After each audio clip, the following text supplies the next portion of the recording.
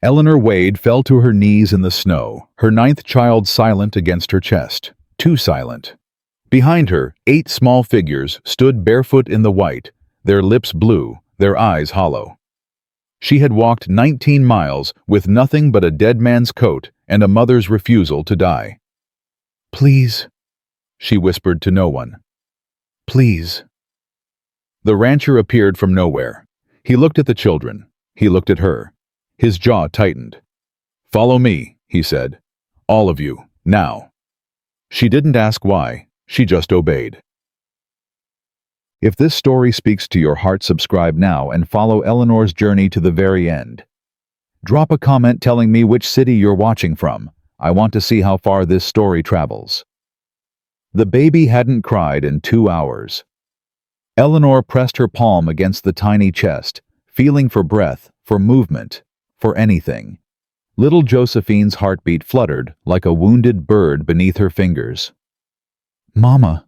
Her oldest, Clara, tugged at her sleeve. "Mama, Thomas can't walk no more." Eleanor turned. Her 7-year-old son sat in the snow, his bare feet tucked beneath him, his small body shaking. "Thomas." Eleanor's voice cracked. "Thomas, get up." "I can't, Mama. My feet won't move." She looked at the road ahead. Nothing but white. Behind them, the smoke from the farm they'd left still darkened the sky. "Clara!" Eleanor grabbed her daughter's arm. "Help your brother. Put him on your back." "Mama, I already got Mary." "Then give Mary to Samuel. Samuel." Her 9-year-old appeared at her side, his face raw from the wind. "Yes, Mama."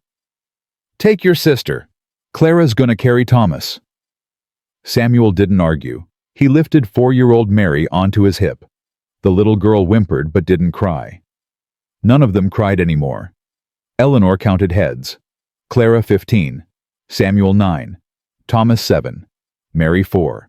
The twins, William and James, both 6, little Henry 3, baby Josephine in her arms. And somewhere, where's Ruth? Clara pointed behind them. "She stopped back there, Mama. Said she needed to rest." Eleanor's heart seized.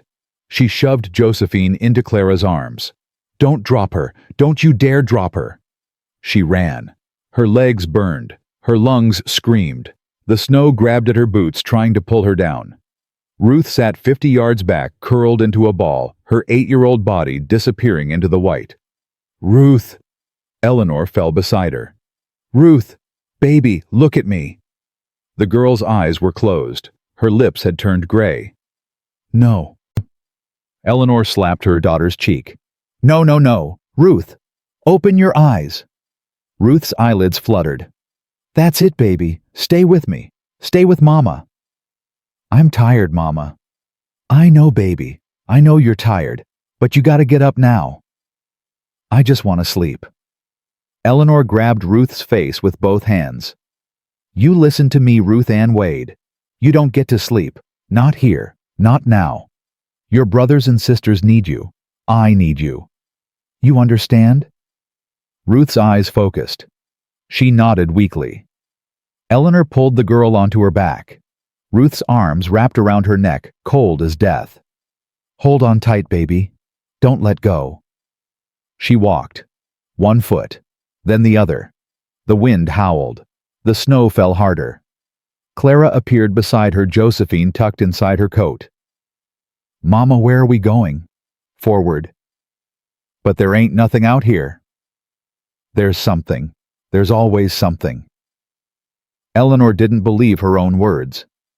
But she kept walking. 3 hours later, the twins gave out. William went first. He simply stopped walking and sat down. James followed a minute later, curling up beside his brother like they'd done every night since birth. "Boys." Eleanor set Ruth down gently. "Boys, get up."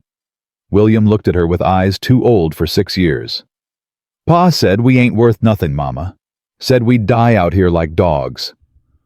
The words hit Eleanor like a fist. "Your pa was a drunk and a coward," she said, her voice hard. "And he's wrong. You hear me? He's wrong about everything." "Then why'd he burn our house?" Eleanor knelt in the snow, pulling both boys against her chest. Because some men destroy what they can't control. That ain't about you. That's about him. Is he coming after us? No, baby, he ain't coming after us. And even if he did... Eleanor's jaw tightened. He'd have to go through me first. James lifted his head. You promise, Mama? I promise. She didn't know how she'd keep that promise. She didn't know how she'd keep any of them alive through the night. But a mother's promise is a sacred thing, even when it's built on nothing but will. Samuel, Eleanor called. Get over here. Help me with your brothers. Samuel jogged over Mary, still clinging to his back. What do you need? I need you to be a man right now. Can you do that? Samuel straightened. Yes, ma'am. Good. Take William's hand. Don't let go no matter what. What about James? Clara's gonna take James. Clara. Her oldest daughter appeared, exhaustion carved into her young face. Mama Josephine ain't moving right. Eleanor's blood went cold. She took the baby, pressing her ear to the tiny chest. The heartbeat was there, but faint. So faint. She needs warmth, Eleanor said. She needs a fire and milk and... Mama. Clara's voice broke. We ain't got none of that. Eleanor looked at her daughter. 15 years old. She should be thinking about dresses and boys and what kind of woman she wanted to become. Instead, she was watching her baby sister die in the snow. We're gonna find help, Eleanor said. Where? I don't know, but we're gonna find it. The sun began to drop. The temperature fell with it. Eleanor had Ruth on her back. Josephine pressed against her chest beneath her coat, and she was dragging Henry by the hand. The 3-year-old couldn't walk anymore. His feet had gone completely numb. Mama. Henry's voice was barely a whisper. Mama, I'm scared. I know, baby. Are we gonna die? Eleanor stopped walking. She knelt down her knees, screaming in protest, and looked her son in the eyes. Henry James Wade, you look at me. He looked. We ain't gonna die. Not today, not tomorrow, not ever so long as I got breath in my body. You understand? He nodded, tears freezing on his cheeks. Now I'm gonna carry you, and you're gonna close your eyes and think about something warm. Can you do that for Mama? Like what? Like summer. Remember summer. Remember when we used to sit by the creek and put our feet in the water. A ghost of a smile crossed Henry's face. The water was cold. It was cool, and the sun was hot, and you used to catch frogs. I caught a big one. The biggest frog in the whole county. Eleanor lifted him, added his weight to the weight of Ruth, to the weight of Josephine, to the weight of everything. Think about that frog, baby. Keep thinking about him until I tell you to stop. She walked. Clara saw it first. Mama. Her voice cut through the wind. Mama, there's something out there. Eleanor squinted against the snow. At first, she saw nothing.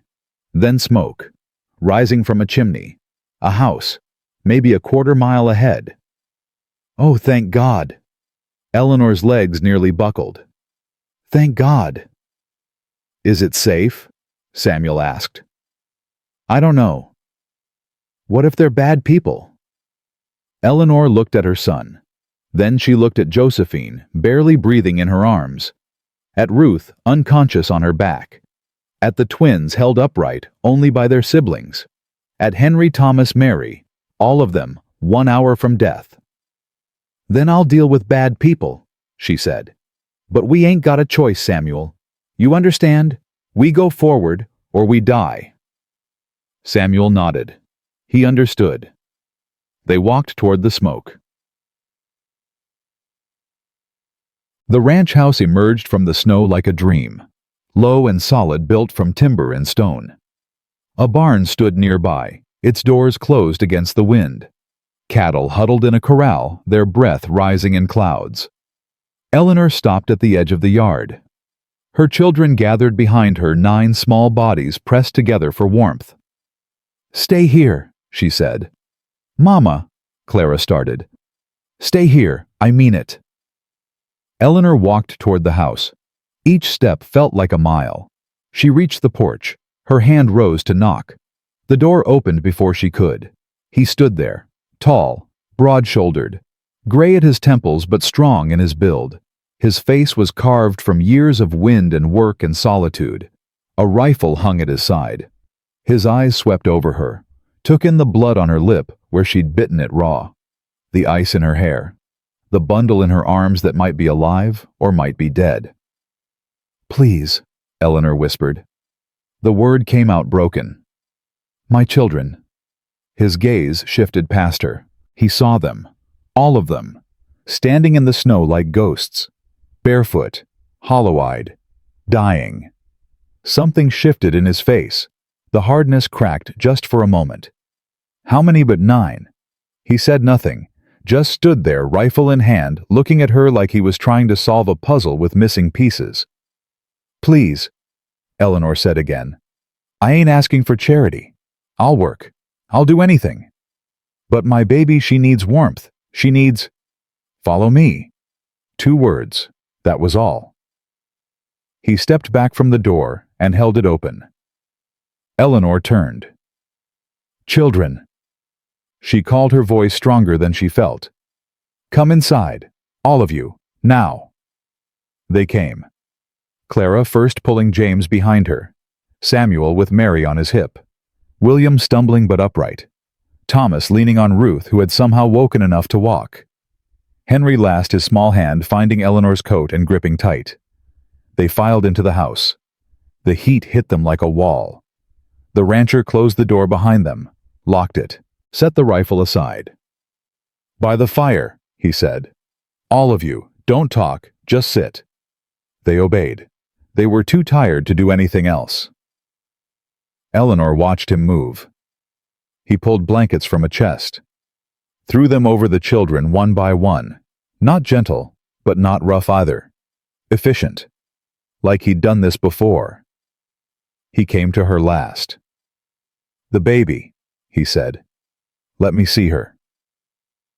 Eleanor hesitated. Every instinct screamed not to let go. But something in his eyes, something steady and calm, made her release her grip. He took Josephine carefully, pressed 2 fingers to her throat, held his palm over her chest. "She's alive," he said, "but barely. I need hot water and clean cloths. Can you do that while I hold her?" Eleanor nodded. "Kitchen's through there, pumps by the window, cloths are in the drawer by the stove." She moved. Her body protested, but she moved. She pumped water, heated it over the fire, found the cloths. When she returned, he had Josephine unwrapped and was rubbing her small limbs with his calloused hands, slow and steady. "Keep her blood moving," he said, not looking up. "That's how you bring them back from the cold. You've done this before. Once or twice." Eleanor knelt beside him. Together they worked on the baby. Minutes passed. Then Josephine cried. It was weak, it was thin, but it was a cry. Eleanor broke. The tears she'd held for 19 miles finally fell. She pressed her hand to her mouth, trying to silence the sobs, but they came anyway. The rancher didn't look at her, just kept working. "She needs milk," he said. "Got a cow in the barn that's still giving. Can you milk?" "Yes." "Then you'll do it in the morning. Tonight she can have broth. I got some on the stove." Eleanor looked at him, really looked. His jaw was tight, his eyes fixed on the baby, his hands moving with practiced care. "Why?" she asked. He finally met her gaze. "Why what? Why are you helping us? You don't know us. You don't owe us nothing." He was quiet for a long moment. When he spoke, his voice was low. "I had a wife once, and a child that never drew breath." He looked back at Josephine. "Couldn't save them. Maybe I can save these." Eleanor didn't know what to say, so she said nothing.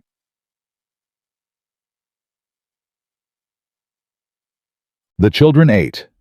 Broth and bread more than they'd had in 3 days. Clara cried when she tasted the warmth. Samuel ate so fast he choked, and the rancher had to pound his back. "Slow down, boy," the rancher said. "Ain't nobody gonna take it from you." Samuel looked up at him with wet eyes. "You promise?" The rancher nodded once. "I promise." Eleanor watched him with each child. The way he knelt to wrap Thomas's feet in warm cloths. The way he lifted Mary onto a chair so she could reach the table. The way he spoke to the twins in quiet, steady tones until they stopped shaking. He never smiled, never laughed, never offered more words than necessary. But there was kindness in his hands, kindness in his attention. After the children had eaten, he showed Eleanor a small room off the kitchen. "You and the girls can sleep here. Boys can take the space by the fire. I'll be in the barn if you need anything." "The barn?" "I don't sleep in the house when there's strangers here. Easier that way." Eleanor frowned. "It's your house." "Yes, ma'am. And these are your children. They need to feel safe." Hard to feel safe with a strange man sleeping in the next room. He picked up his coat. "There's a latch on the door. Use it." He was almost outside when she called after him. "What's your name?" He turned. "Josiah. Josiah Brennan." "I'm Eleanor. Eleanor Wade." He nodded. "Get some sleep, Mrs. Wade. Tomorrow comes early on a ranch." Then he was gone. The door closed behind him. The cold rushed in for just a moment before the warmth swallowed it again. Eleanor stood there staring at the door. Clara appeared at her side. "Mama, is he a good man?" Eleanor thought about the question. Good men had been rare in her life. Her father had been decent but weak. Her husband had been charming, then cruel. The townspeople who'd watched her farm burn had been indifferent at best. But this man, this stranger, had opened his door, had fed her children, had given them warmth without asking anything in return.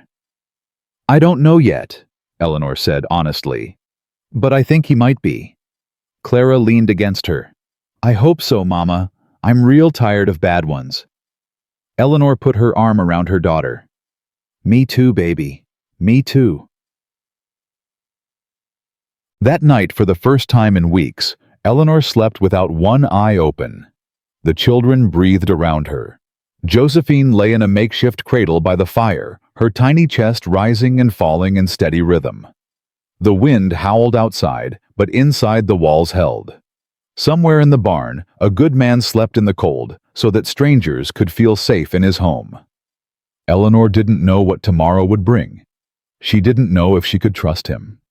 She didn't know if this mercy was real or just a dream that would shatter at dawn. But for now, just for now, she was warm.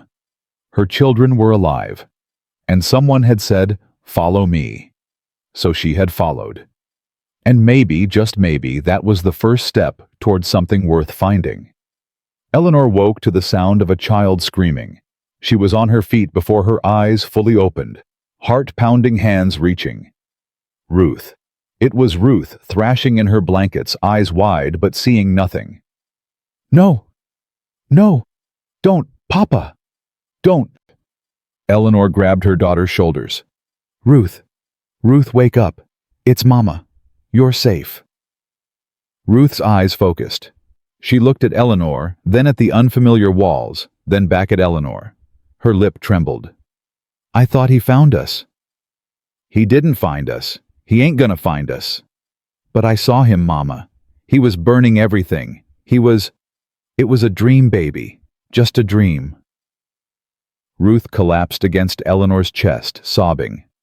Across the room, Clara sat up, her face pale. "Is she okay?" "She will be."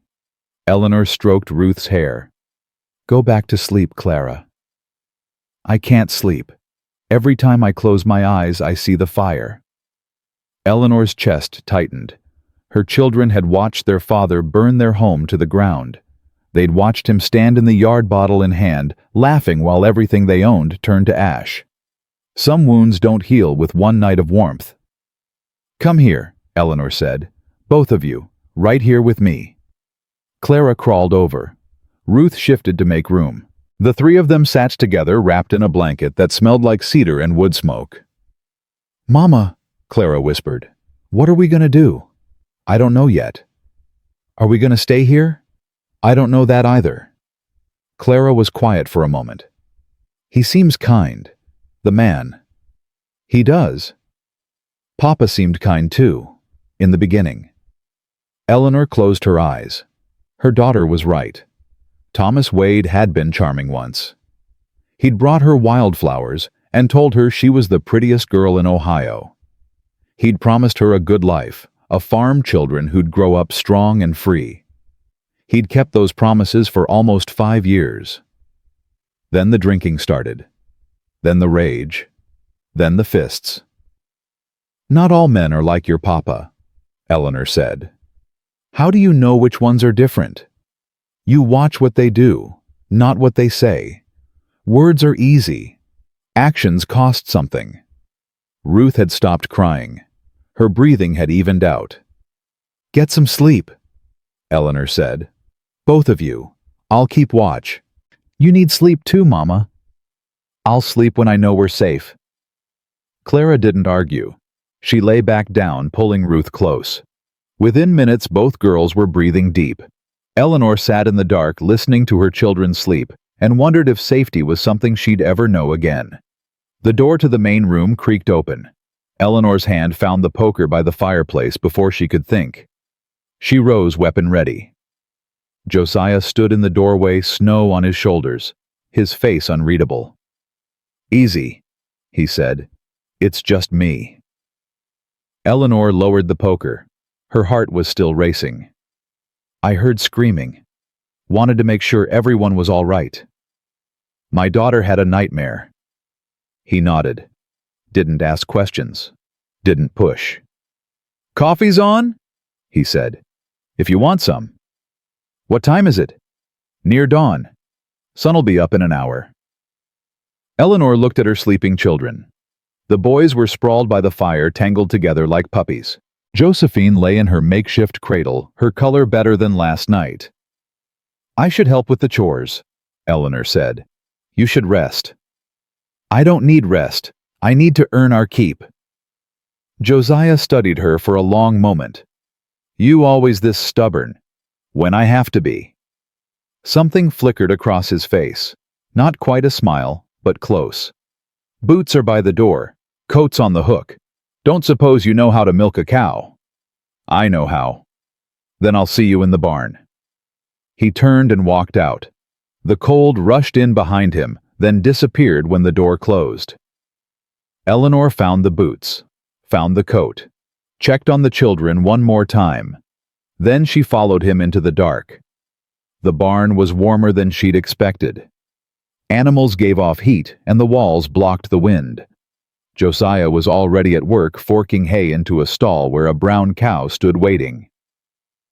"That's Bessie," he said without turning.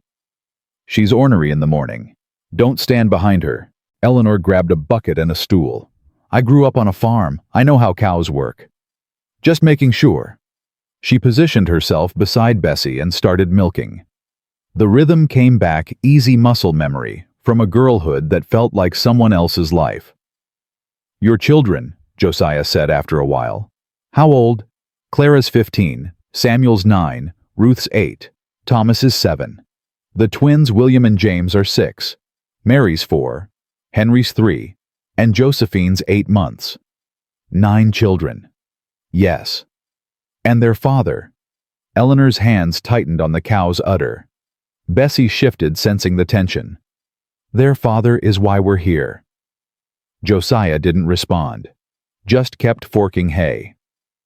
"He burned our farm," Eleanor said. The words came out flat, like she was reading from a newspaper.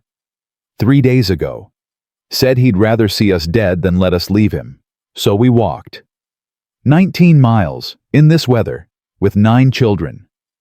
Didn't have much choice." Josiah set down the pitchfork. He walked over to where she sat and crouched down, putting himself at her eye level. "Mrs. Wade?" She looked at him. You did something most men couldn't do. You got those children here alive. Whatever else happened, you remember that." Eleanor's throat tightened. She'd been so focused on survival that she hadn't let herself feel anything else.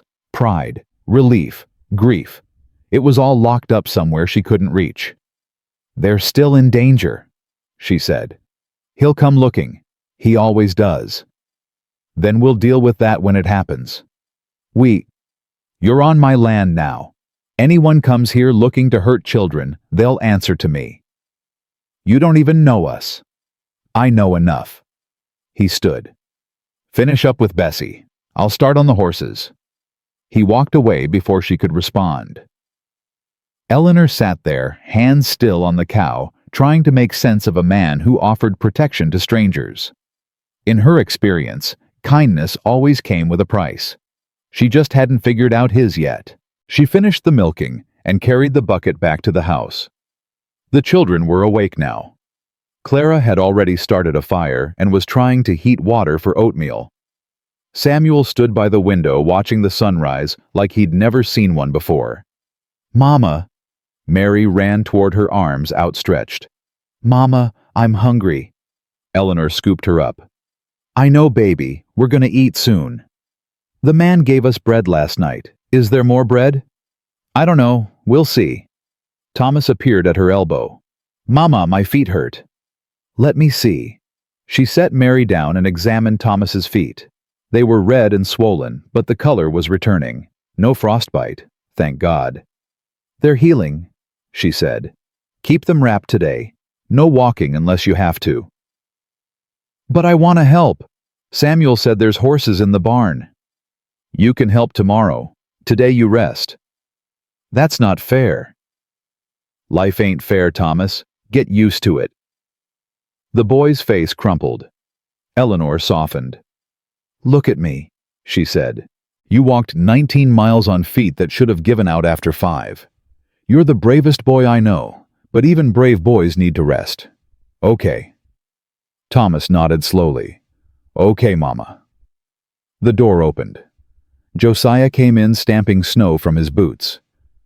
"Mr. Brennan." Clara straightened from the stove. "I was trying to make breakfast, but I couldn't find where you keep the oats." "Top shelf, left cupboard." He hung his coat. "And call me Josiah. Mr. Brennan was my father." Clara nodded, eyes down. She was afraid of him, Eleanor realized. Afraid of any man. "Clara's an excellent cook," Eleanor said. "Best in the county back home." "That's so." Clara's cheeks flushed. "Mama exaggerates." "I don't exaggerate." Eleanor met Josiah's eyes. "She's been cooking for this family since she was 10 years old. Kept us fed when there wasn't hardly nothing to cook." Josiah looked at Clara differently then. Not with pity, but with respect. "I've been eating my own cooking for 20 years, he said. "It ain't good. Maybe you could teach me a thing or two." Clara blinked. "You want me to teach you?" "If you're willing." A small smile crossed Clara's face. The first smile Eleanor had seen from her daughter in weeks. "I could do that," Clara said. "I suppose." They ate breakfast together, all 11 of them crowded around a table built for 4. The oatmeal was thin, but it was warm, and the children ate like they hadn't seen food in days. Which Eleanor realized they nearly hadn't. Josiah ate quickly and stood. "I got fence to check in the south pasture. Mrs. Wade, you said you could work."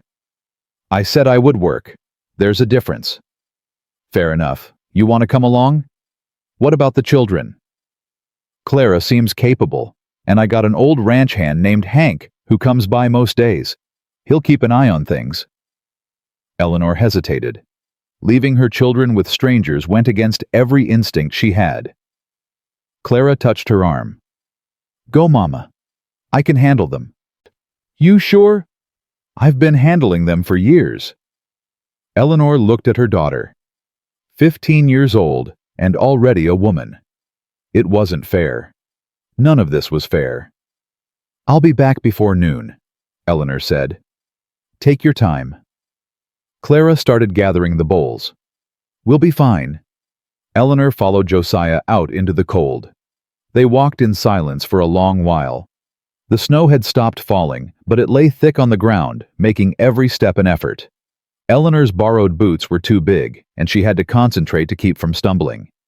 "You ain't asked me anything," she said finally. "About what?" "About my husband. About what he did. About why he'd burn his own farm." Josiah kept walking. "Figured you'd tell me if you wanted me to know. Most people would have asked by now." "I ain't most people." Eleanor almost smiled.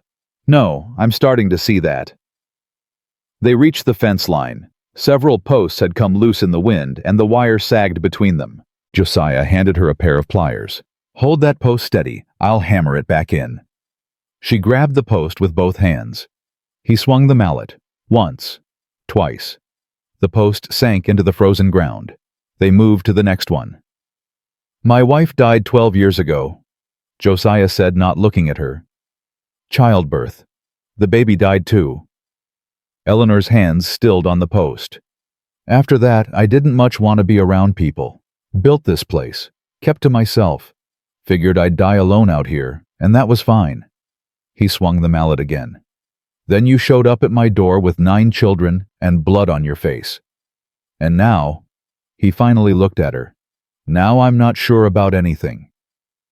They worked the rest of the fence in silence. But it was a different kind of silence now, shared, not separate. When they returned to the house, a wagon sat in the yard. Eleanor's blood went cold. She grabbed Josiah's arm. That's Hank's wagon." Josiah's voice was calm. "He lives about 2 miles east. Comes by to help with the heavy work." Her grip relaxed, but her heart was still pounding. "You're jumping at shadows," Josiah said. "I have reason to." "I know, but not every shadow is your husband." They went inside. An old man sat by the fire, bouncing Mary on his knee while she giggled. He looked up when they entered, his face breaking into a gap-toothed grin. "Well, well, Josiah didn't mention he'd taken in a whole orphanage." "They're not orphans," Eleanor said sharply. Hank's grin didn't falter.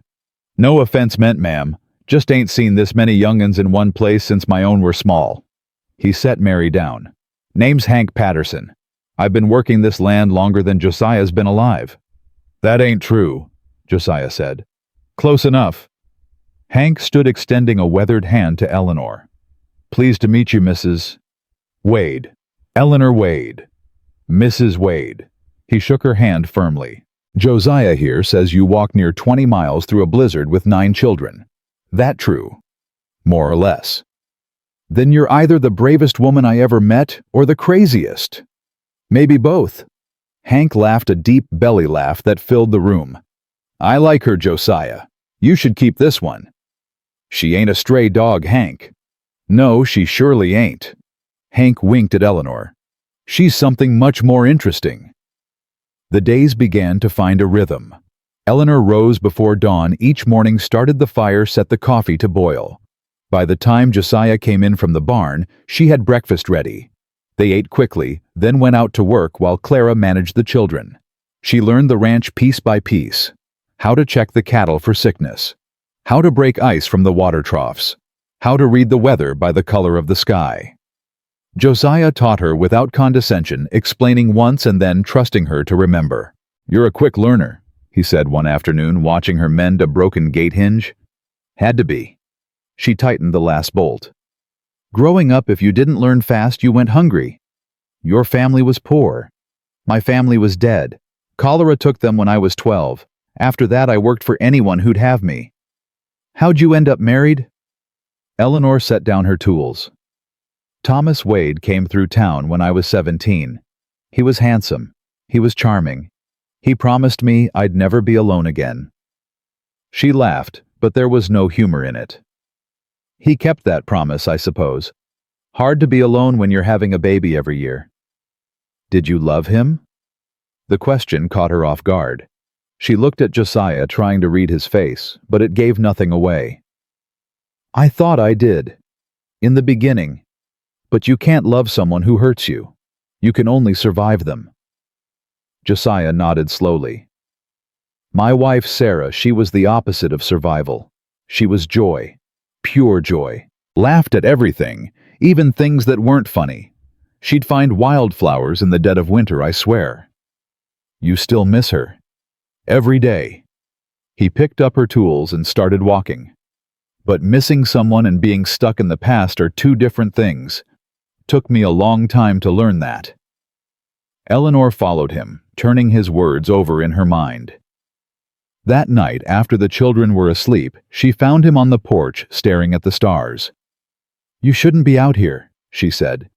It's freezing. Needed some air. She sat down beside him, wrapping her shawl tighter. You've been quiet today, quieter than usual. Been thinking. About what? He didn't answer right away.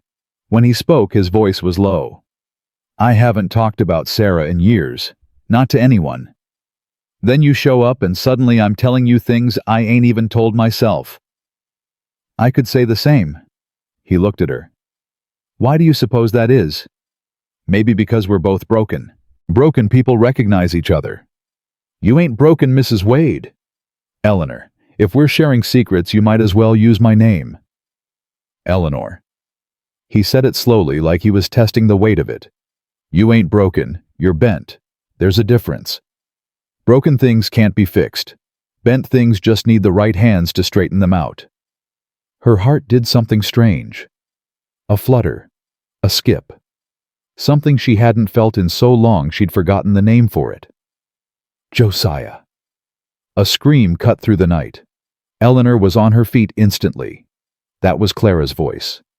She ran for the door, threw it open, and found her daughter in the main room, face white as snow. Mama!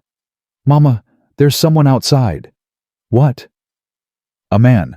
On a horse. He's just sitting there, watching the house.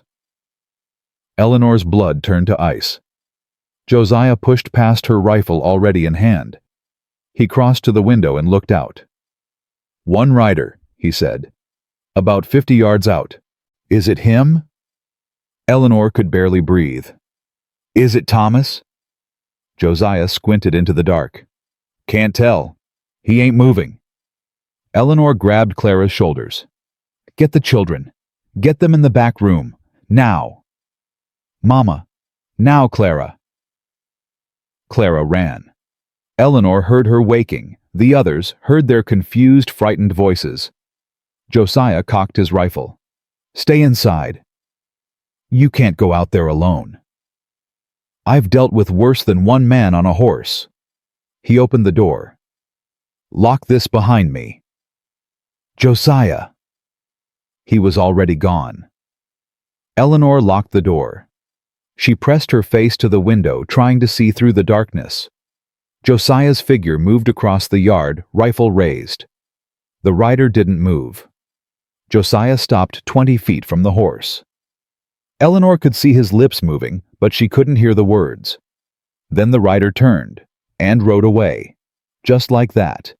No confrontation, no violence, just a figure disappearing into the night. Josiah walked back to the house. Eleanor unbolted the door with shaking hands. Who was it? Don't know. He wouldn't answer, just sat there staring. When I got close, he left. But why? Josiah's jaw tightened. Could be nothing. Could be someone who got lost. Could be someone checking to see who's here and how many. You mean? I mean maybe your husband's looking for you, and maybe he sent someone ahead to scout. Eleanor's knees went weak. She grabbed the doorframe to steady herself. If he finds us, he ain't gonna find you. Not here. Not while I'm breathing. You don't know him. You don't know what he's capable of. Josiah stepped close. Close enough that she could see the steel in his eyes. I know what I'm capable of. And I'm telling you right now, Eleanor Wade, no one is taking those children. No one is hurting you. Not while you're under my roof. She wanted to believe him. God, how she wanted to believe him. Why? She whispered. Why do you care what happens to us? He didn't answer. Just looked at her with those pale gray eyes, and she saw something there she hadn't expected. Fear. Not for himself, for her. Get some sleep, he said finally. I'll keep watch tonight. You can't stay up all night. I've done it before. He turned toward the door. Lock up behind me. Don't open it for anyone but me. Then he was gone again. And Eleanor was left standing in the doorway, heart-pounding children crying in the back room, and the certain knowledge that whatever peace they'd found was about to be shattered. She locked the door. She gathered her children. And she prayed to a God she wasn't sure she believed in anymore that Josiah Brennan was the man he seemed to be, because if he wasn't, they were all going to die. The rider didn't come back that night, or the next, but Eleanor couldn't shake the feeling of being watched. She found herself checking the windows every few minutes, counting the children twice, 3 times, 4 times a day, jumping at every sound the wind made. "You're gonna wear a hole in that floor," Josiah said on the 3rd morning. Eleanor stopped pacing. "I can't help it." "I know, but worrying won't change nothing. If he comes, he comes. We'll be ready."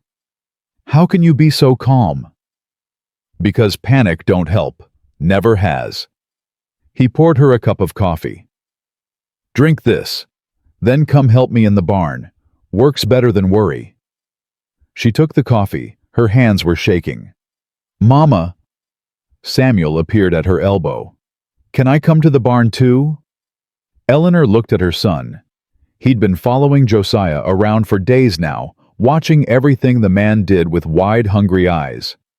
"You should stay inside with your sisters." "But I want to learn about horses. Mr. Josiah said he'd teach me." "Did he now?" Josiah shrugged. "Boy's got good instincts. Noticed the roan was favoring his left hind before I did." Samuel beamed. Eleanor felt something twist in her chest. Her son had never looked at his own father that way. Not once. "Fine," she said, "but you stay close. You do exactly what Josiah tells you. Understand?" "Yes, Mama." Samuel ran for his coat. Josiah watched him go, and Eleanor caught something soft in his expression. Something almost like longing. "You're good with him," she said quietly. "He's easy to be good with. Smart kid. Brave, too." "He had to be. His father—" Eleanor stopped herself. "Never mind." "His father what?" "Used to whip him. For the smallest things. Spilled milk. Tracked mud. Looking at him wrong." Eleanor's voice hardened. Samuel learned to be invisible. It was the only way to survive. Josiah's jaw tightened. "Man who hits children ain't a man at all." "No, he ain't." They went to the barn. Samuel ran ahead, his excitement cutting through the cold morning air.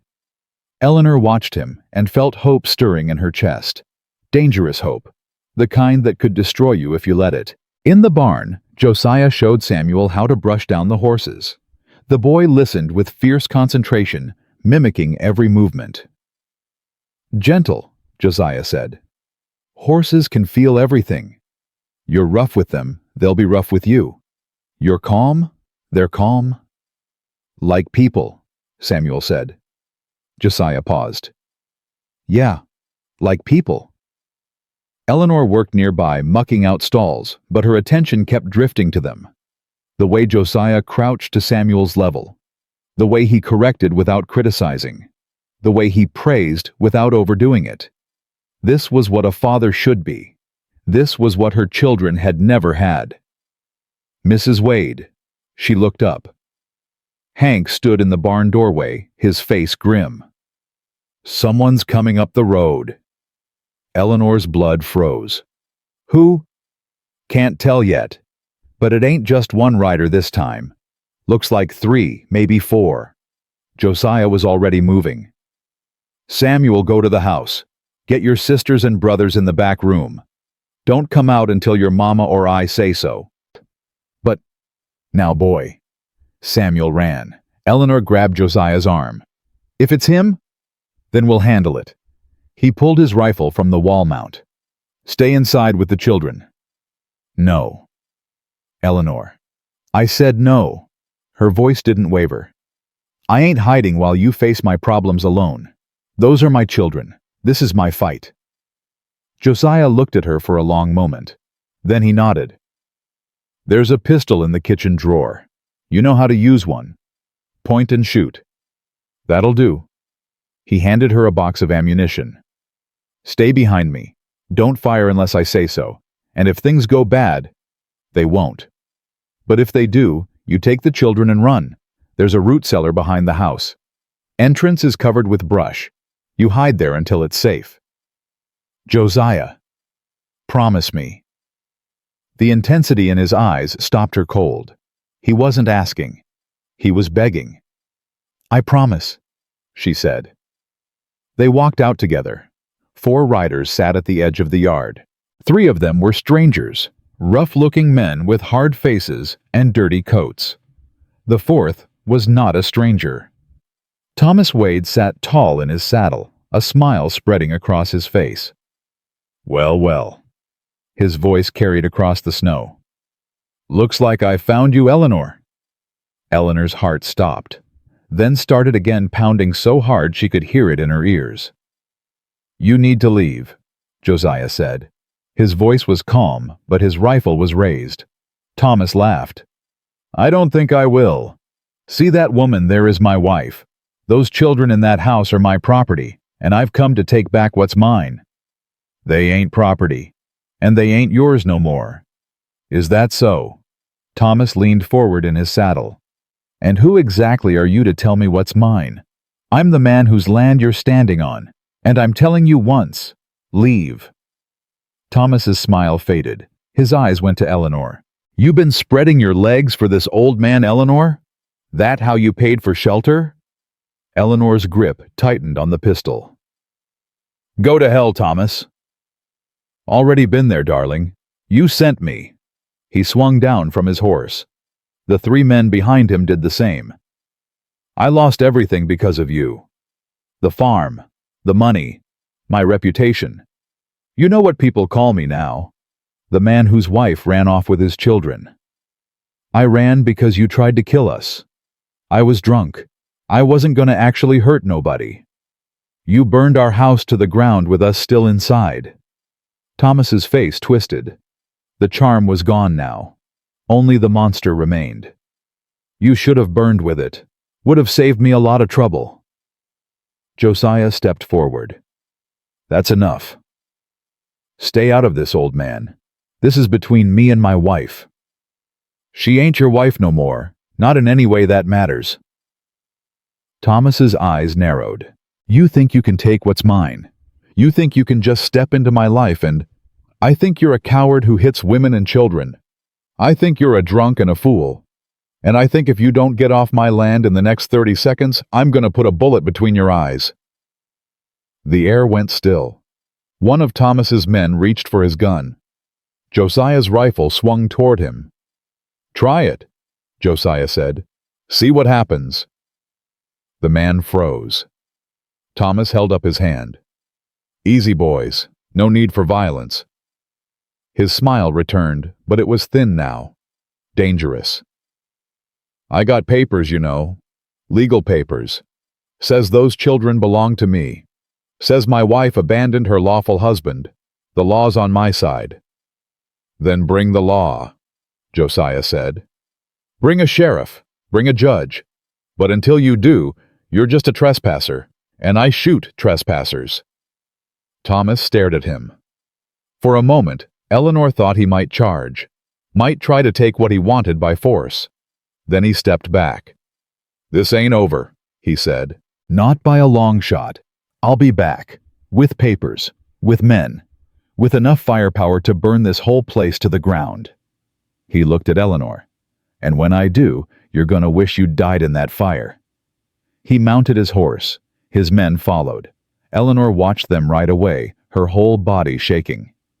"He'll come back," she whispered. "He always comes back." "I know." "What are we gonna do?" Josiah lowered his rifle. His face was carved from stone. "We're gonna get ready." That night, Eleanor couldn't sleep. She lay in the dark listening to her children breathe, replaying Thomas's words in her head. The hatred in his eyes.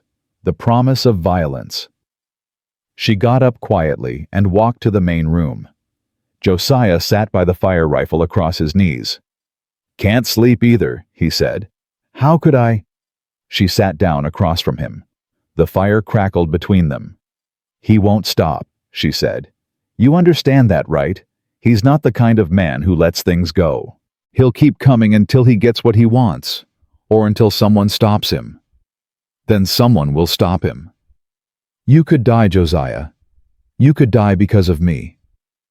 I could die a lot of ways. At least this one would mean something." Eleanor shook her head. "I can't let you do this. I should take the children and go. Find somewhere else. Somewhere he won't—" "Where?" Josiah's voice was sharp. "Where would you go? You got no money, no horse, no food. It's the dead of winter. Your children barely survived the walk here. You think they'd survive another one? Then what am I supposed to do? Just sit here and wait for him to come back? Just let you risk your life for people you barely know? I know you." The words hung in the air. "I know you wake up before dawn because you can't stand being idle. I know you check on each of your children at least twice before you sleep. I know you're stronger than anyone I've ever met and braver than most men, and I know—" He stopped, looked away. "I know I don't want you to leave." Eleanor's heart was pounding again, but not from fear this time. "Josiah, I ain't asking for nothing. I know it's too soon. I know you got enough to deal with without me adding to it. But you asked what you're supposed to do and I'm telling you. Stay. Stay here. Let me help.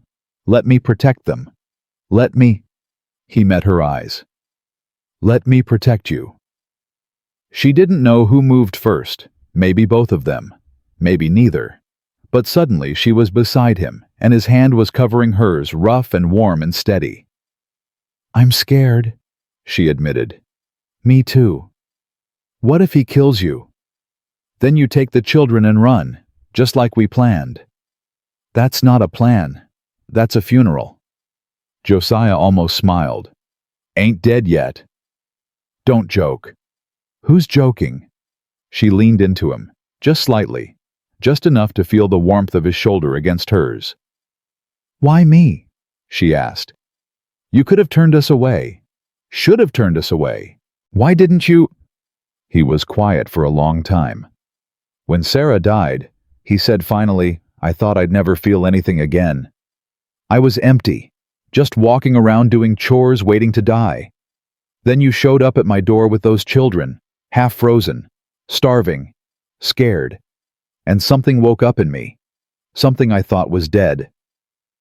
He turned to look at her. "I don't know what that means. I don't know what comes next, but I know I ain't letting that man take you away. Not without a fight." Eleanor felt tears burning in her eyes. She blinked them back. "I haven't cried since we left," she said. "Not once. I've been too scared to cry. Maybe it's time. If I start, I might not stop." "That's all right." His hand squeezed hers. "I ain't going anywhere." And finally, after weeks of holding everything inside, Eleanor broke. She cried for the home she'd lost, for the marriage that had turned into a prison, for the children who'd seen too much, for the girl she'd been before Thomas Wade had promised her the world and given her hell instead. Josiah didn't speak, didn't try to fix it, just sat there solid and silent while she fell apart. When the tears finally stopped, she felt lighter, hollowed out, but clean. "I'm sorry," she said, wiping her face. "Don't be. I got your shirt all wet. It'll dry." She laughed, a small broken sound, but real. "Thank you," she said, "for everything." "You don't have to thank me." "Yes, I do." She looked at him. "No one's ever fought for me before. No one's ever thought I was worth fighting for." "Then everyone you've known has been a fool." She wanted to kiss him. The urge came out of nowhere, sudden and fierce. But she held back. It was too soon, too complicated, too much. "We should sleep," she said instead. "Tomorrow's going to be hard. Every day out here is hard. You get used to it." She stood, hesitated. Josiah. Yeah. When this is over, if we survive, maybe we could talk. About what comes next. He nodded slowly. I'd like that.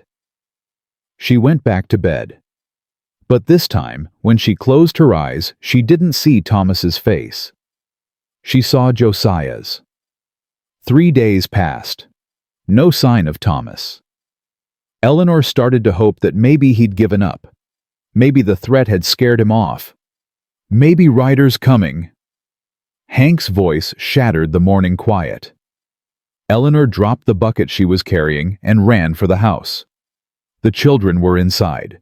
Clara had them gathered in the back room just like they'd practiced. Josiah appeared from the barn rifle in hand. But when the riders came into view, Eleanor's breath caught. It wasn't Thomas. It was a woman on horseback with 2 men behind her. The woman wore a doctor's bag across her saddle. "That's Dr. Foster," Hank said, squinting.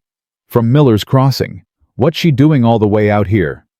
The woman rode up to the house and dismounted. She was tall, with gray-streaked hair pulled back in a severe bun and eyes that missed nothing.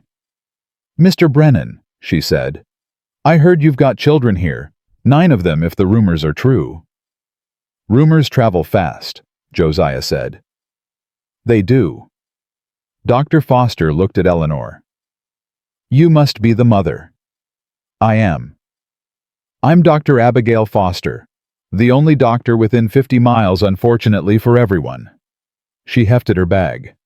"I'd like to examine the children, make sure they're healthy after their journey." Eleanor hesitated. "How do I know you weren't sent by my husband?" Dr. Foster's eyebrows rose. "I wasn't aware you had a husband." "I don't. Not anymore. But he doesn't see it that way." "Ah." Understanding crossed the doctor's face. "Thomas Wade. I've heard of him. He came through Miller's Crossing a few days ago asking questions. Made quite an impression." "What kind of impression?" "The kind that made most folks refuse to help him." Dr. Foster smiled grimly. "There's not much love for men who burn down their own farms, or for men who hit their wives." Eleanor's eyes widened. "He told people that." "He didn't have to. Word spreads. And word is, you're a brave woman who saved her children from a monster." Dr. Foster looked toward the house. "Let me see them. Please. I want to help." Eleanor looked at Josiah. He nodded once. "All right," she said. "Come inside." Dr. Foster examined each child with brisk efficiency. She checked their feet for frostbite, listened to their lungs, felt their foreheads for fever. "This one had pneumonia," she said, listening to little Henry's chest. "It's clearing up, but he needs rest. And this little one—" She picked up Josephine. "She almost didn't make it, did she?" "No, ma'am." "She's strong." Dr. Foster handed the baby back. "Like her mother, I suspect." When the examinations were done, Dr. Foster pulled Eleanor aside. "Your children are survivors," she said. "But they're traumatized. The nightmares, the flinching, the way the older ones watch the doors, those are signs of prolonged abuse." "I know." "Do you—" Eleanor's jaw tightened. "I lived it too, Dr. Foster. I know exactly what my children have been through." The doctor's expression softened. "I'm not accusing you of anything. I'm telling you they need stability. Safety. Time to heal. That's what I'm trying to give them. Then stay here." Dr. Foster glanced toward the main room where Josiah was showing the twins how to play checkers. "That man is a good man. Better than most. I've known him for 15 years. He won't hurt you." "I know." "Do you?" Dr. Foster repeated. Eleanor watched Josiah laugh at something William said. The sound was rusty, like he hadn't used it in a while. But it was real. "Yeah," she said quietly. "I think I do." Dr. Foster nodded. "Good. Now there's one more thing." She reached into her bag and pulled out an envelope. "This came for you. I don't know how he knew you were here, but Thomas Wade left it at my office with instructions to deliver it."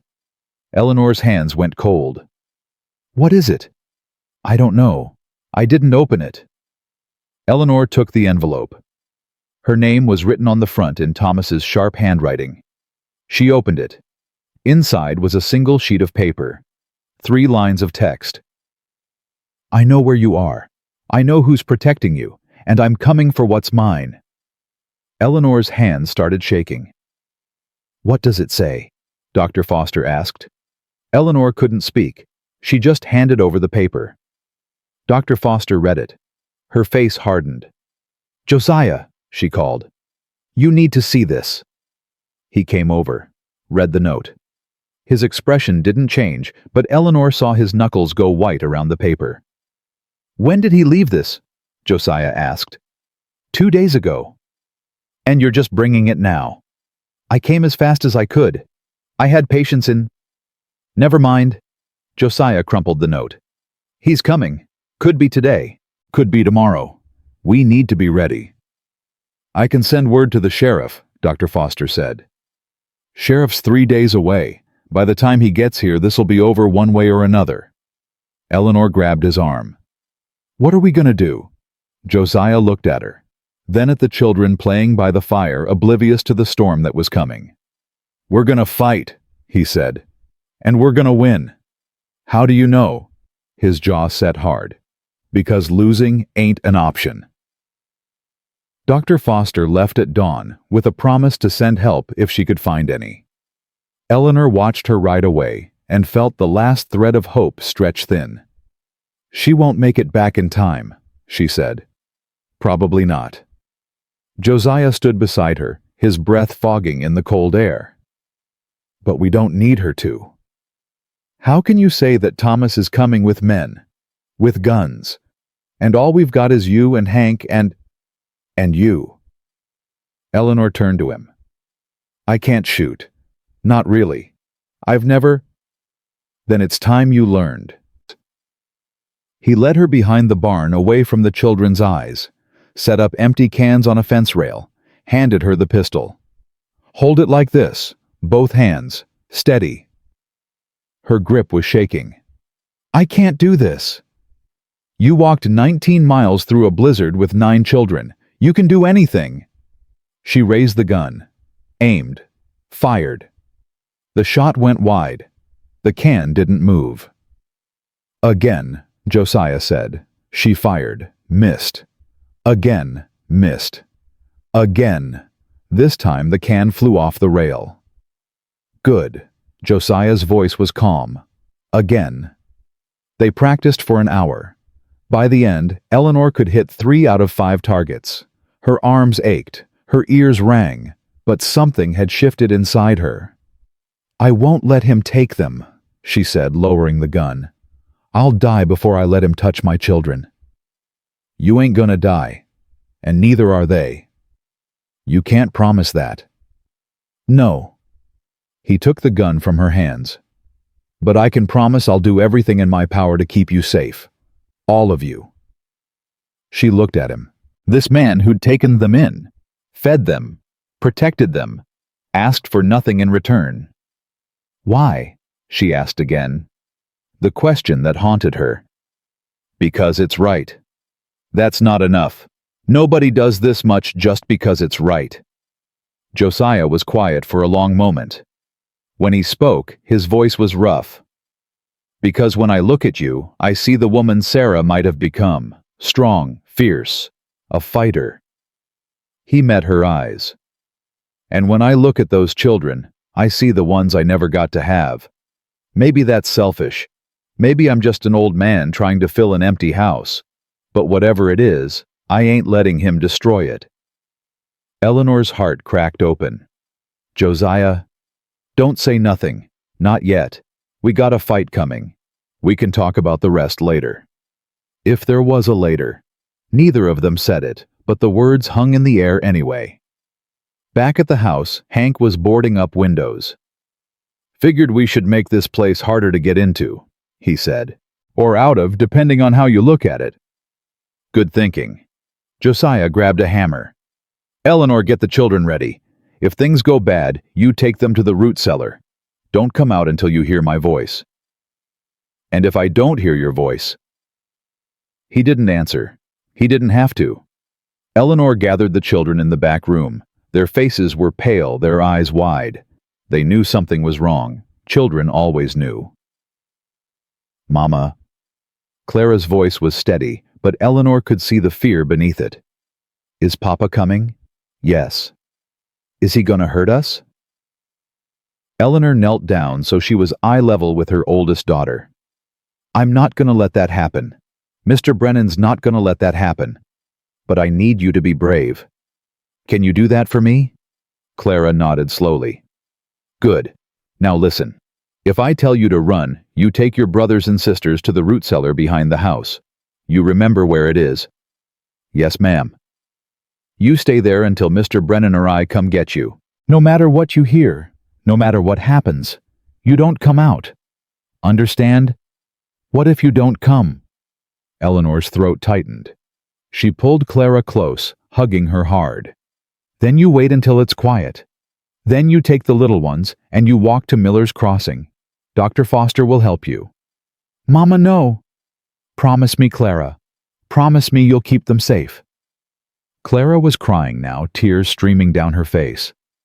I promise. Eleanor kissed her forehead. Then she turned to the others. I love you, she said. Every single one of you. More than anything in this world. Remember that. Samuel stepped forward. I want to fight. No. But Mama, you're 9 years old, Samuel. Your job is to protect your sisters and brothers. That's fighting enough. Samuel's jaw set. He looked so much like Thomas in that moment that Eleanor's heart seized. But then he nodded, and she saw the difference. Samuel had his father's face, but he had her spirit. Yes, ma'am. Good boy. She left them in the back room and closed the door. Josiah was waiting in the main room, rifle in hand. Hank stood by the window, a shotgun propped against his shoulder. They're coming, Hank said. I can see dust on the road. Eleanor's stomach dropped. How many? Hard to say. 4, maybe 5. Josiah handed her the pistol. Remember what I taught you. Point and shoot. That's right, and don't hesitate. Hesitation gets people killed. She checked the chamber like he'd shown her. Full. I won't hesitate.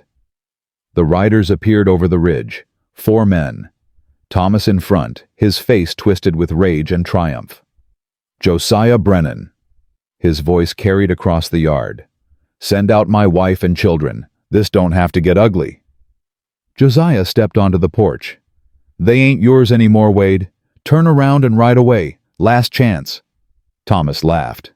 Last chance you think you scare me? You're one old man with a rifle. I got 4 guns pointed at your head. Then start shooting. See what happens. The silence stretched. Thomas's smile faltered. I don't want to kill you, he said. I just want what's mine. And I told you, they ain't yours. They're people, not property.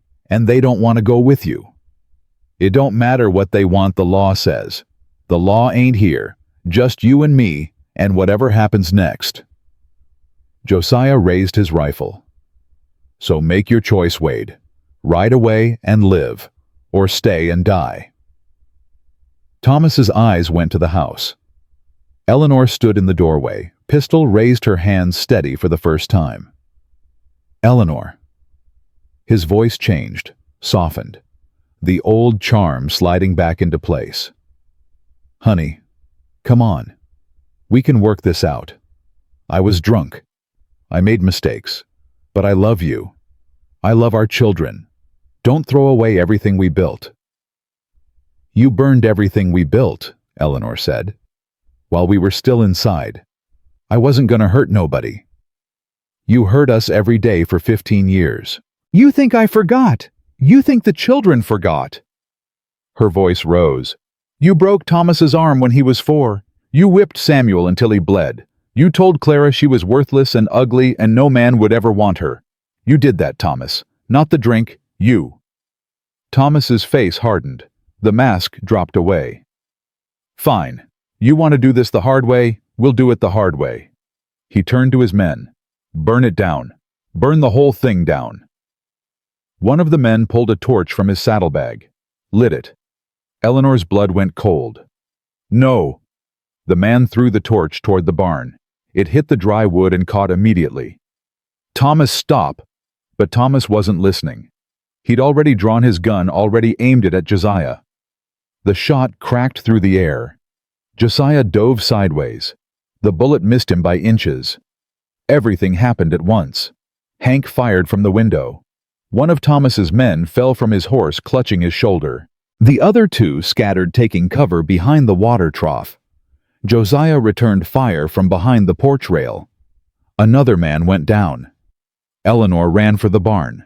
The fire was spreading fast, licking up the walls toward the hayloft. If the whole thing went up, the horses would burn. The supplies would burn. Everything they needed to survive. "Eleanor," Josiah's voice cut through the chaos.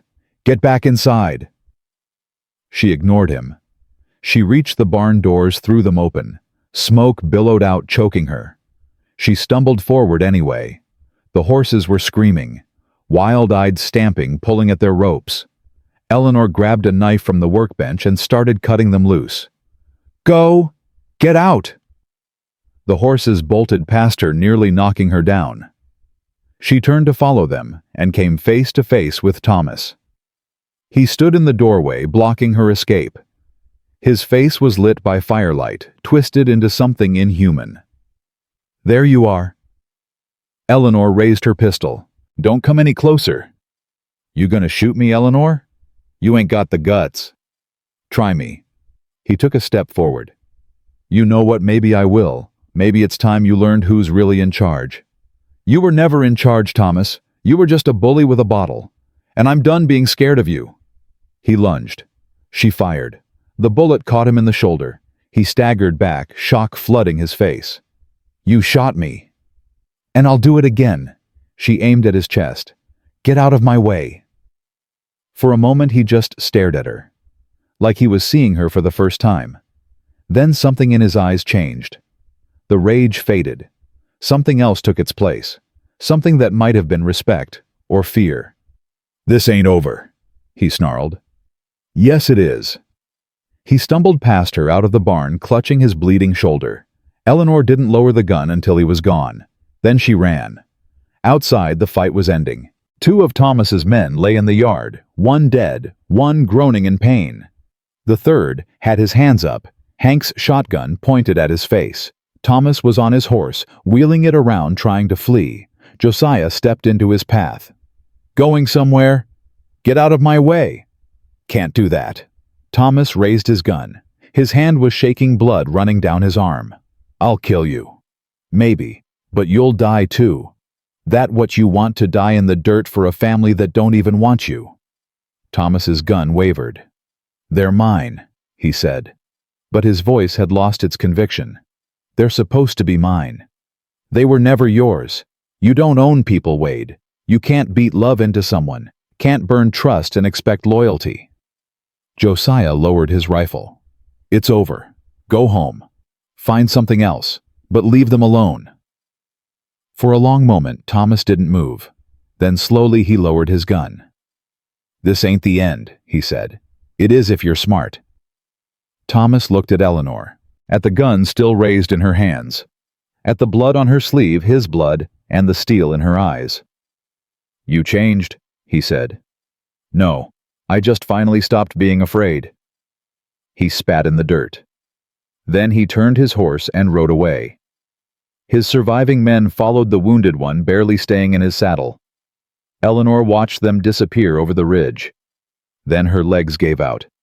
Josiah caught her before she hit the ground. She clung to him, shaking, the pistol falling from her numb fingers. "Is it over?" she gasped. "Is it really over?" "It's over." His arms tightened around her.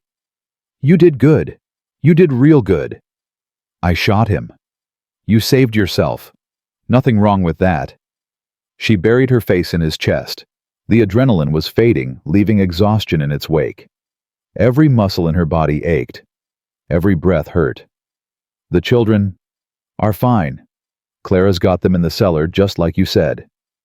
I need to see them." In a minute. Just stay here. Just for a minute. She stayed. She didn't have the strength to do anything else. They stood there in the smoke and the chaos holding each other while the barn burned behind them. The fire took the barn, but they saved the house. Hank organized a bucket brigade with water from the well, and by the time the flames were out, half the structure was still standing. Enough to shelter the animals, enough to rebuild. The children emerged from the root cellar one by one. Clara first carrying Josephine, then Samuel leading the twins by the hand. Ruth and Mary and Thomas and Henry stumbling into the light, blinking against the smoke. "Mama!" Mary ran toward Eleanor, arms outstretched. "Mama, are you okay?" Eleanor scooped her up, held her close. "I'm okay, baby. Everything's okay. We heard shooting." "I know. Is Papa gone?" Eleanor looked at the empty road, at the blood in the dirt, at Josiah standing, watch rifle still in hand. "Yeah, baby, Papa's gone." "Is he coming back?" "No." Eleanor said it with conviction. She wasn't sure she felt. "He's not coming back." That night they crowded into the house, all 9 children. Eleanor, Josiah, Hank. It should have felt cramped. Instead, it felt full. Clara made supper from what they could salvage. Thin soup and hard bread. No one complained.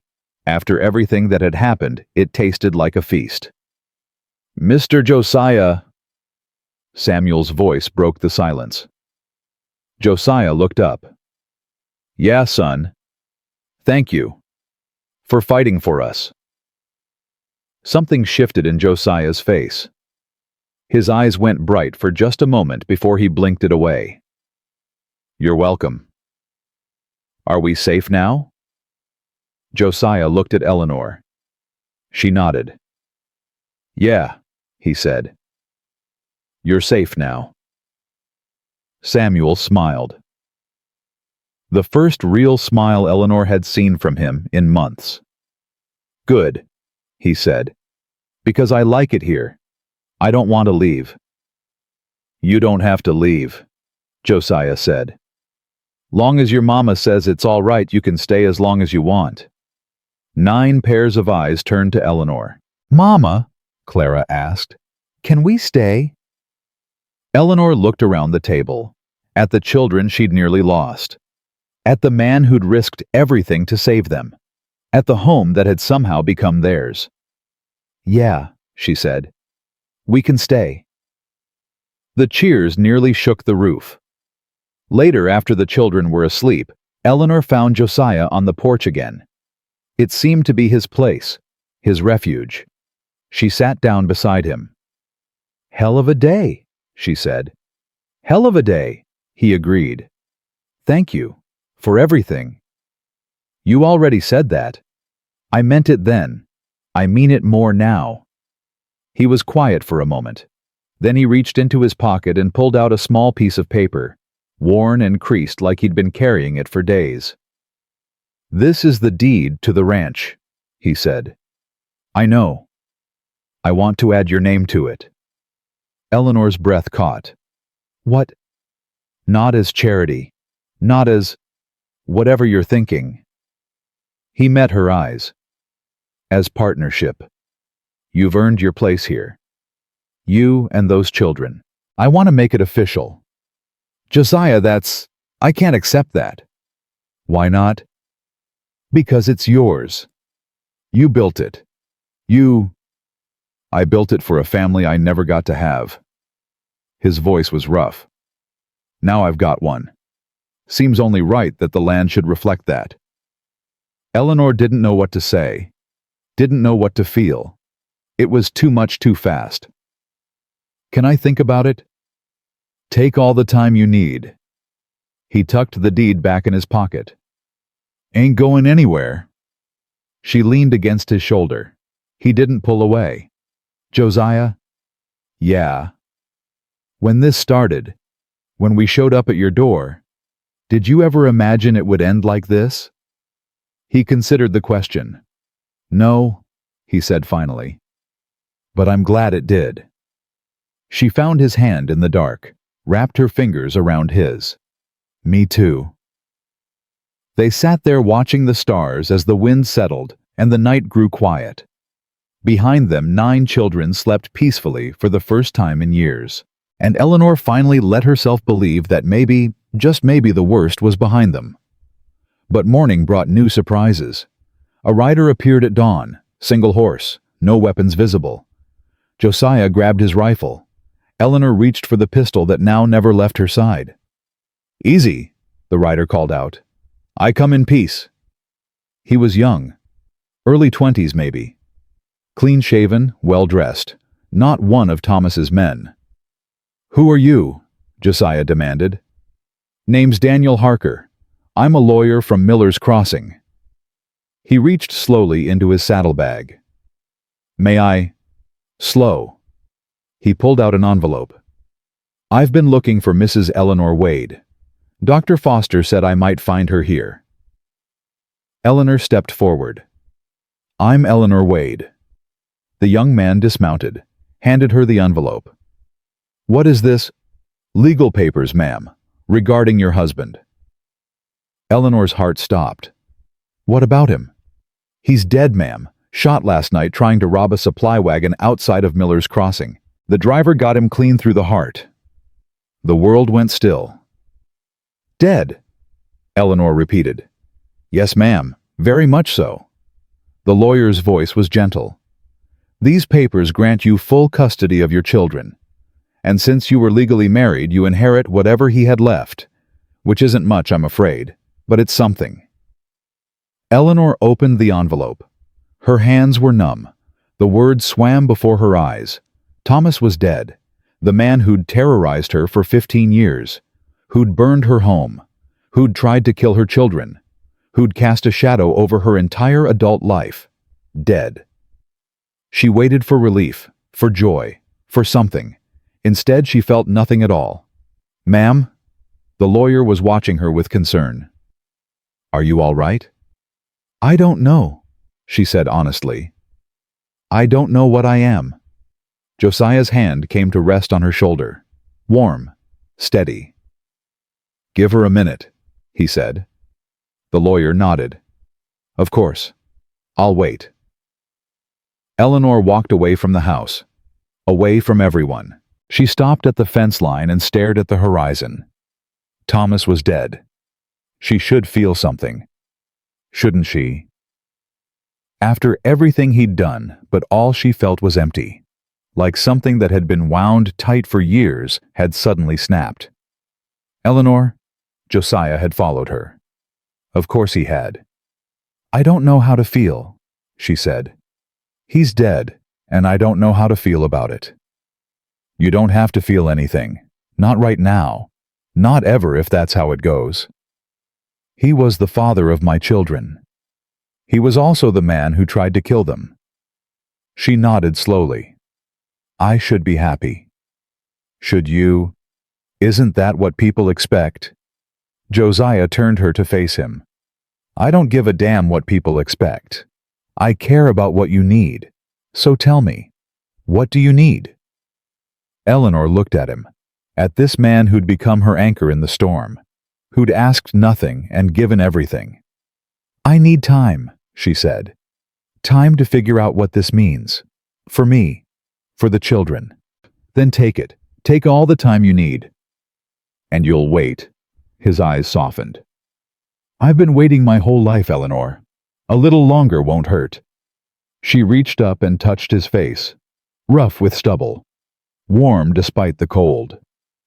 "Thank you," she whispered, "for understanding. Always." She kissed him then, soft and quick, barely more than a brush of lips. But it was a beginning.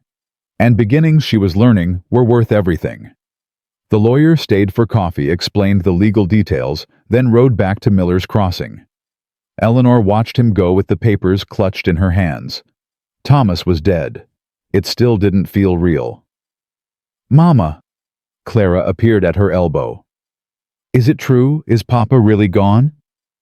Eleanor turned to face her daughter, 15 years old enough to understand, old enough to remember every bruise, every broken promise, every night spent hiding in the cellar. Yes, it's true. Clara's face crumpled. Not with grief, with relief. The kind of relief that breaks you open because you didn't know how heavy the weight was until it lifted. I'm glad, Clara whispered. Is that terrible? Am I terrible for being glad? Eleanor pulled her close. No, baby, you're not terrible. You're human. I keep thinking about all the times I wished he'd just go away. And now he has. Forever. Those thoughts don't make you bad. They make you a survivor. Clara sobbed against her shoulder. Eleanor held her, stroking her hair, letting her feel whatever she needed to feel. What happens now? Clara asked finally. Now we live, really live, without looking over our shoulders. Here, with Mr. Josiah. Eleanor hesitated. If you want. If you and your brothers and sisters want. Clara pulled back. Her eyes were red, but clear. I want to stay, Mama. I like it here. I like who we are here. Then we stay. The younger children took the news differently. Samuel understood. His face went still when Eleanor told him, and then he nodded once and walked outside. She found him later behind the barn, throwing rocks at a fence post with fierce concentration. You okay? She asked. I don't know. He threw another rock. Missed. I should be sad. He was my pa. You can be sad and relieved at the same time. They're not enemies. I'm not sad. Samuel's voice cracked. I'm angry. I'm angry he never got to see what I can do. I'm angry he never what? Never saw me. Samuel's face twisted. He only ever saw what I did wrong. Never what I did right. And now he's dead, and he'll never know that I'm good at things, that I can ride horses and fix fences and... He broke off, fighting tears. Why couldn't he just be a good father? Why was that so hard? Eleanor sat down beside him. I don't know, baby. Some people are broken in ways that can't be fixed. That wasn't your fault. It was never your fault. Then why does it feel like it was? Because you're 9 years old and you've been carrying a grown man's shame. That ends now. She tilted his chin up. You hear me? Whatever he made you believe about yourself, you let it go. You're not his mistakes. You're your own person. And from where I'm sitting, that person is pretty wonderful. Samuel blinked. A tear escaped. You really think so? I know so. He leaned into her, then this boy who'd been trying so hard to be a man. She held him and let him cry the tears he'd been holding back for years. The twins and Mary were too young to understand death. Eleanor told them simply that Papa had gone away and wasn't coming back.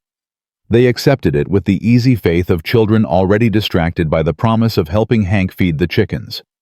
Ruth was harder. She'd been closest to Thomas in age when the abuse started, old enough to remember the good times, young enough to still hope for more. Did he hurt when he died? She asked. Eleanor didn't know how to answer that. I don't know. I hope he did. Ruth's voice was flat. I hope it hurt a lot. Ruth.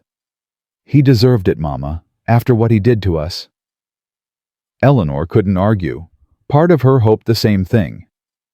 Maybe he did, she said carefully. But carrying hate is like carrying a hot coal. The only one who gets burned is you. So I'm supposed to forgive him. No, you're supposed to let go of him. There's a difference. Ruth considered this. How long does that take? I don't know. I'm still figuring it out myself. That night, Eleanor found herself at Thomas's grave. The lawyer had told her where he'd been buried, a pauper's plot outside Miller's Crossing, unmarked and unmourned. She'd borrowed Josiah's horse and ridden out before dawn, needing to see it for herself. The mound of dirt was fresh. Already snow was beginning to cover it. She stood there for a long time, waiting to feel something. Closure. Peace. Anything. I should have left you sooner, she said finally. Her voice was quiet in the stillness. I should have taken the children and gone before you broke us, but I didn't, and I can't change that. The wind stirred. Nothing else moved. I won't teach them to hate you, even though I want to, even though part of me thinks you deserve it. She swallowed hard. But I won't teach them to mourn you either. You don't deserve that, not after everything. She reached into her pocket and pulled out her wedding ring. She'd worn it for 15 years. Stopped seeing it years ago. It was just there, like a scar, like a reminder of everything she'd endured. She dropped it on the grave. Goodbye, Thomas. I hope you find peace wherever you are. But you won't find it with me, not anymore. She turned and walked away. She didn't look back. Spring came slowly, but it came. The snow melted. The creek thawed. The hills turned from white to brown to pale green. Life pushed through the frozen ground with stubborn determination. Eleanor watched it happen and felt herself changing too. She laughed more. The sound still surprised her, sometimes bubbling up from somewhere she'd forgotten existed. She slept through the night without waking in terror. She stopped flinching when Josiah walked into a room. The children flourished. Samuel worked alongside Josiah every day, growing taller and stronger, his confidence building with each new skill he learned. Clara took over the kitchen completely, her cooking improving until even Hank had to admit she was better than anyone he'd ever known. Ruth started smiling again, tentatively at first, then more freely. The twins ran wild through the fields, making up for years of forced silence. Mary followed Eleanor everywhere, her small hand always reaching for her mother's. Henry and Thomas played together for hours, building forts from sticks and fighting imaginary battles. And Josephine. Little Josephine, who'd almost died in the snow, took her first steps in the main room of the ranch house, wobbling toward Josiah's outstretched hands. "Come on, little one," Josiah coaxed. "You can do it." Josephine gurgled and lurched forward. 1 step. 2. 3. "She's doing it!" Clara clapped. "She's walking!" Josephine toppled into Josiah's arms. He caught her laughing, actually laughing, and swung her up in the air. The baby shrieked with delight. Eleanor watched from the doorway, her heart so full it hurt. "You're good with her," she said. Josiah looked up, Josephine still in his arms. "She makes it easy." Not everyone would see it that way. Most men wouldn't want another man's children. Most men are fools. He set Josephine down, steadying her as she grabbed his fingers. "These children aren't a burden. They're a gift." Eleanor crossed the room, stood close to him, close enough to feel his warmth. "I never thanked you properly," she said. "You've thanked me plenty." "Not for everything. Not for giving us a home. Not for making my children feel safe. Not for—" She stopped, looked at him. "Not for making me feel like I matter. You do matter. I know that now. I didn't before. Thomas spent 15 years convincing me I was worthless, that I deserved what he did, that no one else would ever want me. He was wrong. I know." She reached up and touched his face. "Because you showed me he was wrong, every day, without asking for anything in return." Josiah caught her hand, held it against his cheek. "I should probably tell you something," he said. "What?" "I'm in love with you."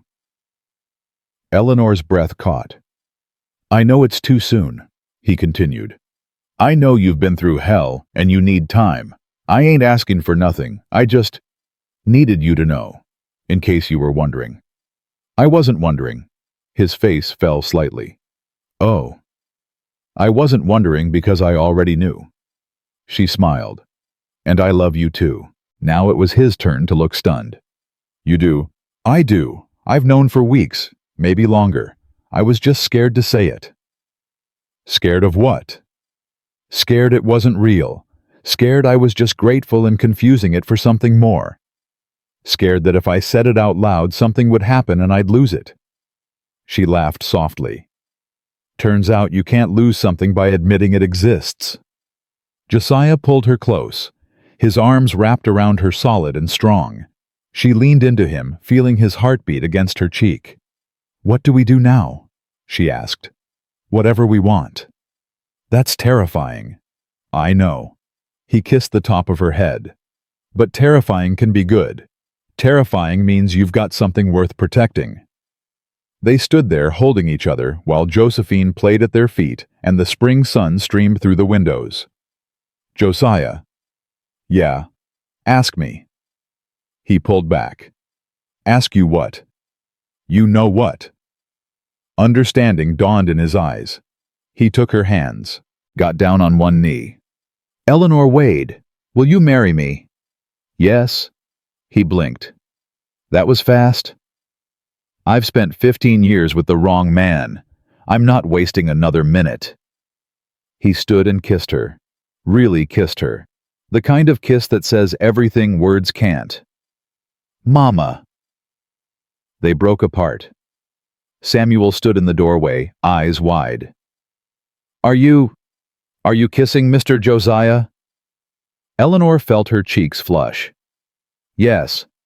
Samuel's face split into a grin. Does that mean he's going to be our new pa? Would you be okay with that? Would I? Samuel ran across the room and threw his arms around Josiah's waist.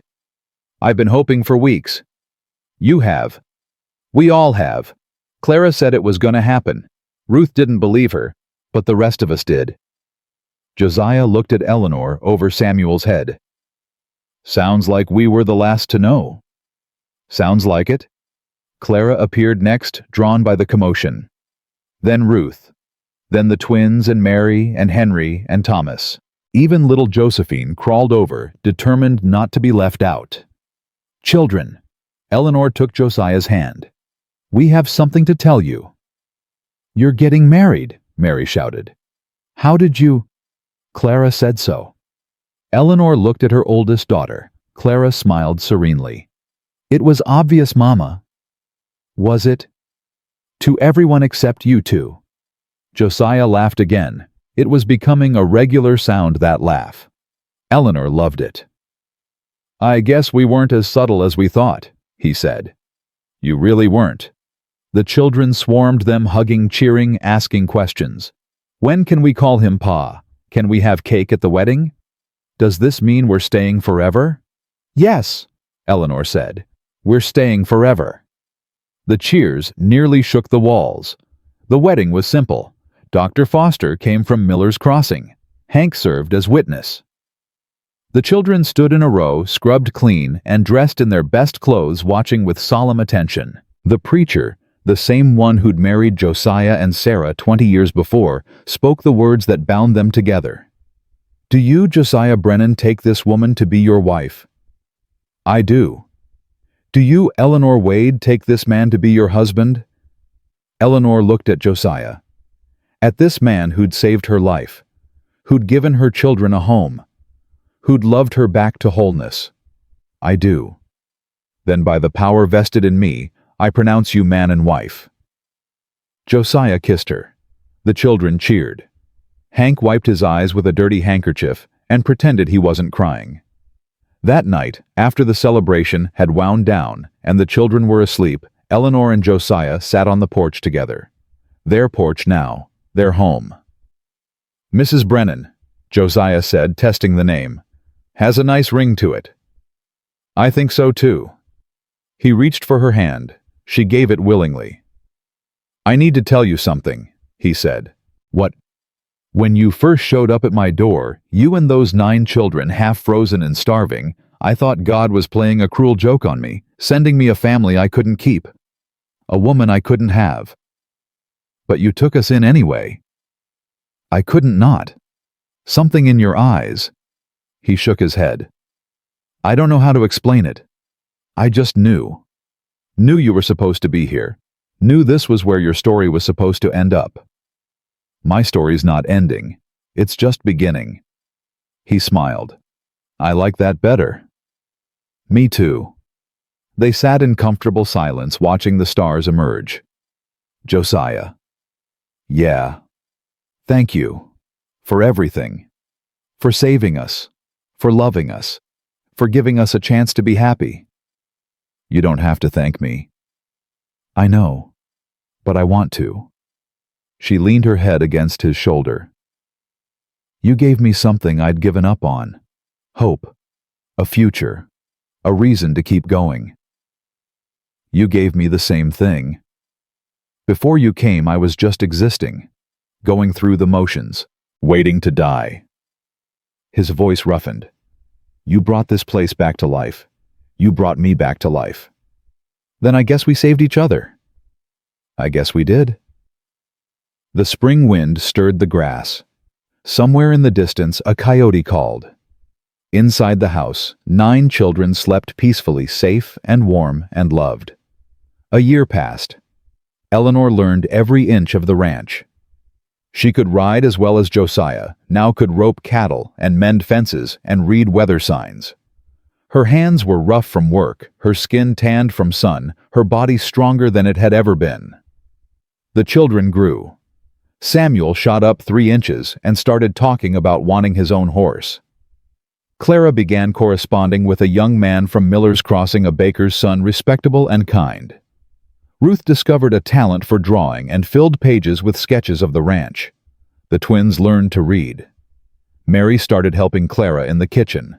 Henry and Thomas became inseparable, building elaborate fantasy worlds together. And Josephine, toddling and talking, now called Josiah Papa, with complete conviction. One evening, as Eleanor watched the sunset from the porch, Clara came to sit beside her. Mama. Yes, baby. Do you ever think about what would have happened if we hadn't found this place?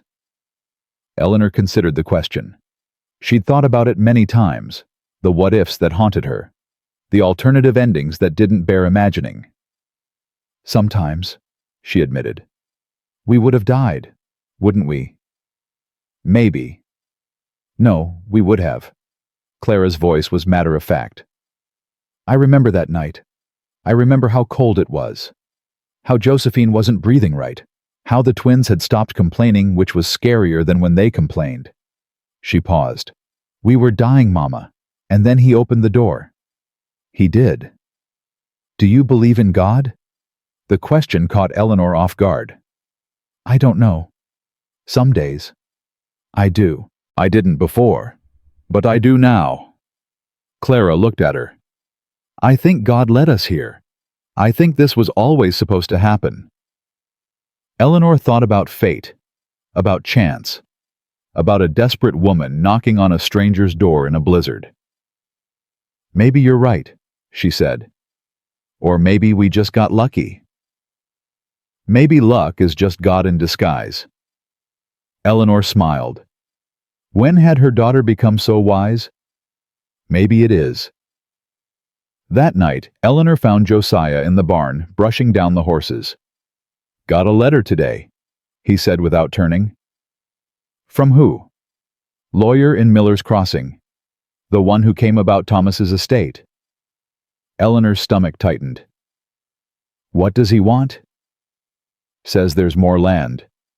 100 acres your husband won in a card game years back. Never developed it, just been sitting there. Josiah turned to face her. It's yours now, legally. I don't want anything from Thomas. It's not from Thomas, it's from his stupidity, and it could be useful. He leaned against the stall door. That land borders ours. We could combine them, expand the ranch, give the boys something to inherit someday. You want to build something bigger. I want to build something lasting, something that'll be here long after we're gone. His eyes met hers. Don't you? Eleanor thought about it, about a legacy, about leaving something behind that meant more than survival. Yes, she said finally. I do. Then let's do it. Together. Together. He crossed the barn and pulled her into his arms. I love you, Eleanor Brennan. I love you too, Josiah Brennan. He kissed her. She kissed him back. And somewhere in the house, 9 children slept soundly, dreaming of horses and sunshine, and a future that stretched out before them like an open road.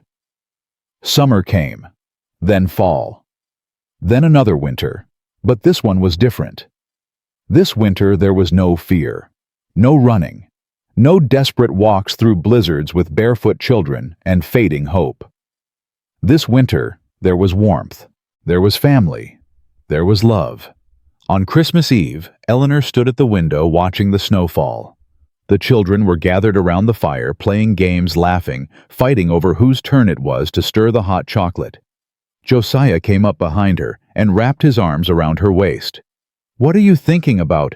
"Last Christmas," she said. "I was in a burned-out farmhouse with 9 starving children and a husband who wanted us dead. I didn't know if we'd survive the week. And now—" She turned in his arms, looked at the man who'd changed everything. "Now I have everything I never knew I wanted. Is that enough?" "It's more than enough. It's everything." He kissed her forehead.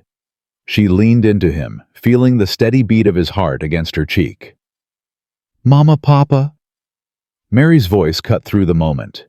"It's snowing. Can we go outside? Please." Josiah laughed. "What do you say, Mrs. Brennan?"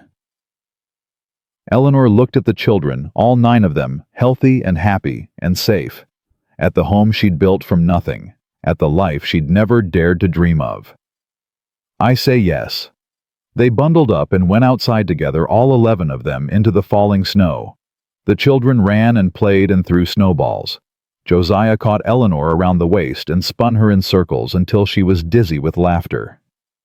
And standing there, surrounded by her family, Eleanor Wade Brennan finally understood.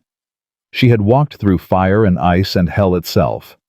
She had survived a monster and crossed a wilderness and stood at death's door with nothing but will and desperate love. But she had made it. They all had. This was home.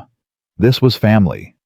This was the life she'd fought for, bled for, nearly died for. And it was hers. Not because a man gave it to her. Not because luck had favored her. But because she had reached for it with both hands and refused to let go. Eleanor Wade had been broken. Eleanor Wade had been beaten. Eleanor Wade had been told she was worthless, had been burned and abandoned and left for dead. But Eleanor Brennan was a woman who had walked through the storm and come out the other side. She was a wife, a mother, a partner, a survivor. She was home, and she was never running again.